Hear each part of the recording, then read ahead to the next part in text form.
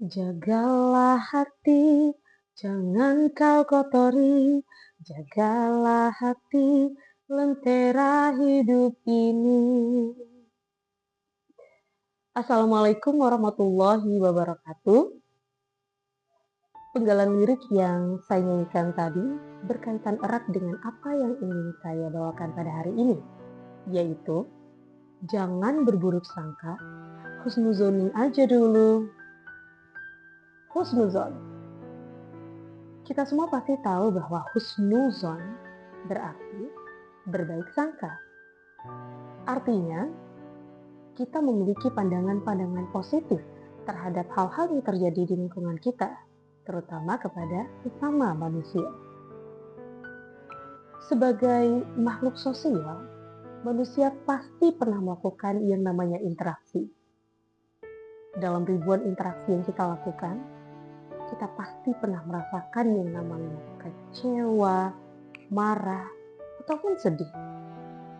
Hal ini bisa berujung pada berburuk sangka terhadap orang yang membuat kita merasakan hal-hal tersebut. Lalu, pernahkah kita berpikir bahwa tidak semua yang buruk itu benar-benar buruk? Dan pernahkah kita berprasangka bahwa mungkin saja ada alasan baik di balik mengapa orang lain melakukan hal-hal yang mengecewakan kita? Saya memiliki dua contoh. Yang pertama, kita memiliki seorang teman. Lalu pada suatu hari kita menyapa teman kita tersebut.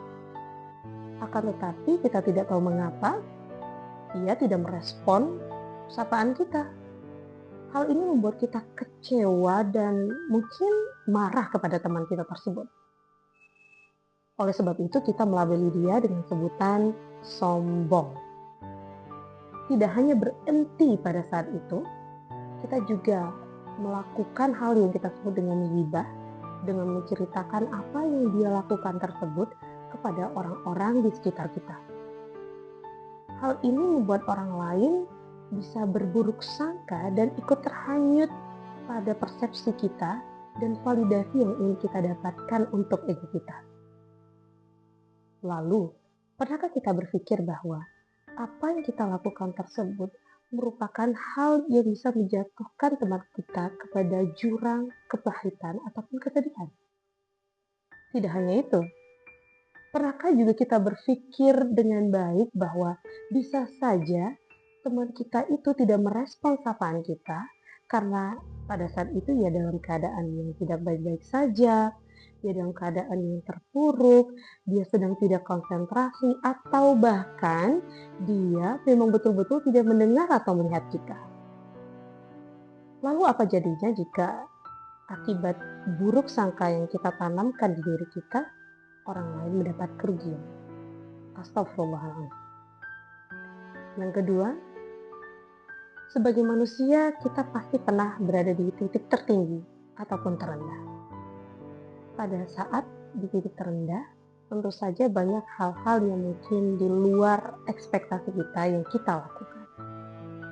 Sebagai contoh, suatu hari seseorang dalam titik terendahnya, kemudian dia melakukan sesuatu yang tidak sesuai dengan standar yang telah kita tetapkan untuk kita jadikan sebagai pedoman bahwa seseorang itu melakukan hal yang baik. Pada saat itu, orang tersebut melakukan hal-hal yang di luar nalar ataupun bisa jadi di luar sesuatu yang mungkin pernah dilakukan sehari-hari. Dia tidak dalam performa terbaiknya. Lalu apakah kita berhak menjadi judgmental? Tentu saja tidak. Kenapa? Karena bisa jadi pada saat itu kita tidak melihat berapa berat beban yang dia pikul, berapa banyak usaha yang sudah dia lakukan untuk bisa memberikan ekspresi atau performa terbaik di dalam keterpurukan yang dia rasakan pada saat itu. Lalu kita sebagai manusia yang tidak luput dari kesalahan ini berhakkah untuk berburuk sangka dengan serta-merta terhadap orang yang mungkin kita kenal bahwa dulunya dia tidak seperti itu? Maka sebagai manusia, ada baiknya kita berbaik sangka dan bersikap rasional dengan membandingkan bahwa Apakah selama ini dia selalu bersikap tidak baik? Apakah selama ini dia selalu berbuat kesalahan?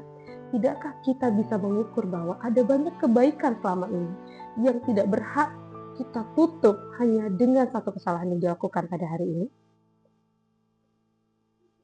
Dari dua contoh di atas, kita bisa mengambil kesimpulan bahwa berburuk sangka adalah hal yang buruk.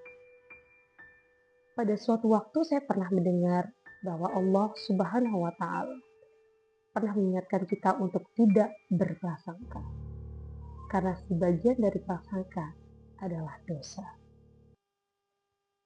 Ketika kita berprasangka buruk, ada yang kita sebut dengan hasad. Hasad itu seperti iri, dengki, dan tidak senang saja melihat orang lain. Apapun yang dilakukan orang lain, sudah sehebat apapun, sudah sebaik apapun, sudah se-perfect atau seluar biasa apapun, tetap saja buruk di mata kita. Tetap saja membuat kita berprasangka yang tidak dengan mereka. Itu yang kita sebut dengan hasad. Jangan sampai hasad ini menjadi darah daging di dalam diri kita, sehingga menyebabkan kita tidak punya celah positif untuk menilai kebaikan orang lain. Ketika mereka berbuat yang luar biasa atau baik saja, dia sudah membuat kita menghidupkan alarm hasad di diri kita. Apalagi ketika mereka berbuat yang tidak baik, tentulah hasad itu semakin menggelora. Dan tentu saja ini tidak boleh kita biarkan. Lalu pertanyaannya, bagaimana sih cara menghapus prasangka buruk ataupun hasad yang bisa jadi ada di diri kita?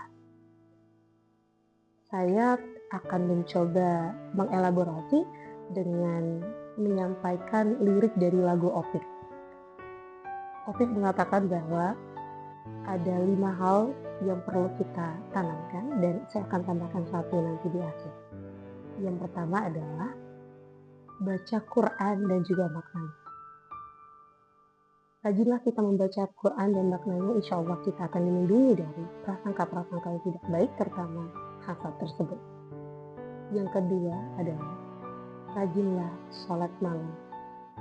Insya Allah akan mendekatkan diri kita kepada Allah dan akan membersihkan diri kita dari prasangka-prasangka yang tidak benar ataupun negatif. Yang ketiga adalah berkumpullah dengan orang soleh. Insya Allah kalau kita berkumpul dengan orang-orang yang bisa memberikan dampak positif atau input positif kepada kita, kita akan menjadi orang yang positif pula.